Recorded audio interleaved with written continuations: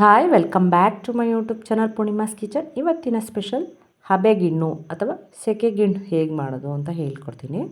ತುಂಬ ಈಸಿ ಮೆಥಡಲ್ಲಿ ನೋಡಿ, ಈ ಥರ ಕೇಕ್ ರೀತಿ ಕಟ್ ಮಾಡ್ಬೋದು.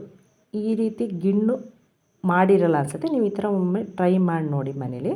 ಇದು ಯಾವ ಥರ ಹಾಲು ಅಂದರೆ, ಹಸು ಅಥವಾ ಎಮ್ಮೆ ಕರು ಹಾಕಿರುತ್ತಲ್ಲ ಅವತ್ತಿನ ದಿನದ ಹಾಲು. ಇದು ಗಿಣ್ಣು ಹಾಲು. ಮೊದಲನೇ ದಿನದ ಹಾಲಲ್ಲಿ ಈ ಥರ ಮಾಡ್ಬೋದು, ಎರಡನೇ ದಿನದ ಹಾಲಲ್ಲಿ ಬರಲ್ಲ. ಮೊದಲಿಗೆ ನೋಡಿ, 1 ಲೋಟದಷ್ಟು ಗಿಣ್ಣು ಹಾಲನ್ನು ತಗೊಂಡಿದ್ದೀನಿ. ನಂತರ ಸ್ಪೆಷಲ್ ಹಾಲನ್ನೇ ತಗೊಳ್ಳಿ. ನಂತರ 1-2 ಏಲಕ್ಕಿ, ಬೆಲ್ಲನ ತಗೊಂಡು, ನಾನು ವೈಟ್ ಬೆಲ್ಲ ತಗೊಂಡಿದ್ದೀನಿ. ಸ್ವಲ್ಪ ಗಿಣ್ಣು ವೈಟ್ ಕಲರೇ ಇರುತ್ತೆ. ಬೆಲ್ಲನ ತುರ್ಕೊಳ್ಳೋಣ ಈ ಥರ. ನಂತರ 1 ಲೋಟ ಗಿಣ್ಣು ಹಾಲಿಗೆ ನೀವು 1 ಲೋಟ ಮೇಲಾಲು ಅಥವಾ ಗಟ್ಟಿ ಹಾಲನ್ನು ಹಾಕೋಬೋದು. ಇಲ್ಲಾಂದರೆ ಗಿಣ್ಣು ಹಾಲು ಸ್ವಲ್ಪ ಗಟ್ಟಿ ಇದ್ದರೆ ಇನ್ನೂ ಒಂದು ಅರ್ಧ ಲೋಟ ಎಕ್ಸ್ಟ್ರಾ ಹಾಕೋಬೋದು. ನಿಮಗೆ ಕೇಕ್ ಥರನೇ ಬೇಕು ಅಂದರೆ ಮೇಲ್ ಹಾಲನ್ನು ಸ್ವಲ್ಪ ಕಡಿಮೆ ಹಾಕಬೇಕು. ಇಲ್ಲ ಸ್ವಲ್ಪ ತೆಳುವಾದರೂ ತಿಂತೀನಿ ಅಂದರೆ ಸ್ವಲ್ಪ ಮೇಲ್ ಹಾಲನ್ನು ಜಾಸ್ತಿ ಹಾಕೋಬೋದು. ನಂತರ ಬೆಲ್ಲ ಪುಡಿ ಮಾಡಿರೋಂಥದ್ದು, ನಿಮಗೆ ಸ್ವೀಟಿಗೆ ಎಷ್ಟು ಬೇಕೋ ಅಷ್ಟು ಬೆಲ್ಲನ ಹಾಕಿ ಚೆನ್ನಾಗಿ ಹಾಲಿಗೆ ಮಿಕ್ಸ್ ಮಾಡೋಣ. ಗಿಣ್ಣು ತುಂಬಾ ಆರೋಗ್ಯಕ್ಕೆ ಒಳ್ಳೆಯದು. ಇದರಲ್ಲಿ ಹೈ ಪ್ರೋಟೀನ್, ಕ್ಯಾಲ್ಶಿಯಂ ಜಾಸ್ತಿ ಇರೋದ್ರಿಂದ ಗಿಣ್ಣು ಒಳ್ಳೆಯದು. ನೋಡಿ, ಈ ಥರ ಗಿಣ್ಣು ಹಾಲು ಸಿಕ್ಕಾಗ ಈ ಥರ ಒಂದು ಸಲ ಮಾಡಿ ನೋಡಿ, ತುಂಬಾ ಟೇಸ್ಟಿಯಾಗಿರುತ್ತೆ. ಮಕ್ಳಿಗಂತೂ ತುಂಬಾ ಇಷ್ಟ ಆಗುತ್ತೆ. ಮಕ್ಕಳಿಗೆ ಅಂತಲ್ಲ, ಎಲ್ಲರಿಗೂ ಇಷ್ಟ ಆಗುತ್ತೆ. ನಂತರ ಒಂದು ಪಾತ್ರೆ ಇಟ್ಟು ಅದಕ್ಕೆ ಸ್ಟ್ರೈನರಲ್ಲಿ ಸೋಸ್ಕೊಂಬಿಡೋಣ. ಕಸ ಗಿಸ ಇದ್ದರೆ ತೆಗೆದುಬಿಡೋಣ. ನಂತರ ಏಲಕ್ಕಿ ಪುಡಿಯನ್ನು ಹಾಕಿ ಚೆನ್ನಾಗಿ ಮಿಕ್ಸ್ ಮಾಡಿ, ಇದನ್ನು ಇವತ್ತು ರಾತ್ರಿ ಮಾಡಿ ನಾಳೆ ಬೆಳಗ್ಗೆ ತಿಂದರೆ ಟೇಸ್ಟು ತುಂಬಾ ಚೆನ್ನಾಗಿರುತ್ತೆ.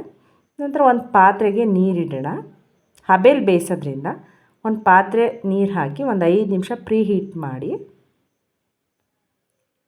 ಕೆಳಗಡೆ ಒಂದು ಸಿಂಬಿ ಹಾಕಿ ಅದ್ರ ಮೇಲೆ ನಾವು ಗಿಣ್ಣು ಹಾಲು ಬೆರೆಸ್ಕೊಂಡಿರೋದನ್ನು ಇಟ್ಟು ಒಂದು 5-10 ನಿಮಿಷ ಹಬೆಯಲ್ಲಿ ಬೇಯಿಸಿದ್ರೆ ಗಿಣ್ಣು ರೆಡಿಯಾಗುತ್ತೆ.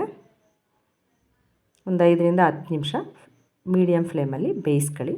ಬೆಂದಿದೆಯೋ ಇಲ್ವೋ ಅಂತ ಒಂದು ಸ್ಪೂನ್ ಹಾಕಿ ನೋಡಿದ್ರೆ ಹಾಲು ಥರ ಅಂಟಲಿಲ್ಲ ಅಂದರೆ ಬೆಂದಿದೆ ಅಂತ ಇದು. ನೋಡಿ, ಗಿಣ್ಣು ರೆಡಿ ಆಯಿತು. ನೀವು ಬೇಕಾದರೆ ಹೀಗೇನೋ ಸ್ಪೂನಲ್ಲಿ ತಗೊಂಡು ತಿನ್ಬೋದು. ಇಲ್ಲಾಂದರೆ ನಿಮ್ಗೆ ಕೇಕ್ ರೀತಿಯೇ ಬೇಕು ಅಂದರೆ ನಾನು ಈ ಥರ ಸುತ್ತ ಚಾಕುಲಿ ಇದು ಮಾಡಿ ಅದನ್ನು ಒಂದು ತಟ್ಟೆಗೆ ಮೋಲ್ಡ್ ಮಾಡಿ ನೀವು ಕೇಕ್ ರೀತಿ ಬೇಕಾದರೆ ಕಟ್ ಮಾಡ್ಕೊಂಡು ತಿನ್ಬೋದು. ತುಂಬ ಈಸಿಯಾಗಿ ಒಂದು ಮನೆಯಲ್ಲೇ ಮಾಡ್ಬೋದಂಥ ಸ್ವೀಟನ್ನು ಹೇಳ್ಕೊಟ್ಟಿದ್ದೀನಿ. ಯಾರೆಲ್ಲ ಮಾಡಿರಲ್ಲ ಈ ಥರ ಕೇಕ್ ಗಿಣ್ಣನ್ನು ಮಾಡಿ ನೋಡಿ. ತುಂಬಾ ಟೇಸ್ಟಿಯಾಗಿರುತ್ತೆ, ಹೆಲ್ತಿ ಕೂಡ. ಅಪರೂಪಕ್ಕೆ ಸಿಕ್ಕ ಅಂಥ ಗಿಣ್ಣು ಹಾಲನ್ನು ಈ ರೀತಿ ಮಾಡೋದನ್ನು ಮರಿಬೇಡಿ. ನೋಡಿ, ಕೇಕ್ ರೀತಿಯೇ ಕಟ್ ಮಾಡ್ಕೋಬೋದು. ತುಂಬಾ ಟೇಸ್ಟಿಯಾಗಿರುತ್ತೆ, ಮಕ್ಕಳಿಗೆ ಕೂಡ ಇಷ್ಟ ಆಗುತ್ತೆ, ಎಲ್ಲರಿಗೂ ಇಷ್ಟ ಆಗುತ್ತೆ. ಇದನ್ನು ರೊಟ್ಟಿ ಚಪಾತಿ ಜೊತೆಗೆ ತಿನ್ಬೋದು, ಇಲ್ಲ ಹಾಗೇನೂ ತಿನ್ಬೋದು.